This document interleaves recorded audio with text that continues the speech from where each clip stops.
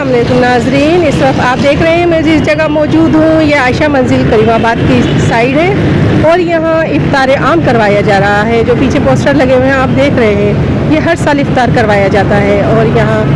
आप देख रहे हैं सब अपने काम में लगे हुए हैं और कुकिंग की तैयारी चल रही है और गाहे बगाहे सब इस नेक मकसद के लिए सब हिस्सा ले रहे हैं। नाजरीन, हम इस वक्त आयशा मंजिल पर मौजूद हैं जहां इफ्तार आम मुंतज़रीन एजुकेशनल एंड सोशल ऑर्गेनाइजेशन की जानिब से रखा गया है, जहां हज़ारों लोगों को इफ्तार करवाया जाता है। नाजरीन, आज यहां ऊँट के गोश्त का भी एहतमाम है और हर साल की तरह इस साल भी बहुत जोश व खरोश के साथ इफ्तार के इंतज़ामात हो रहे हैं।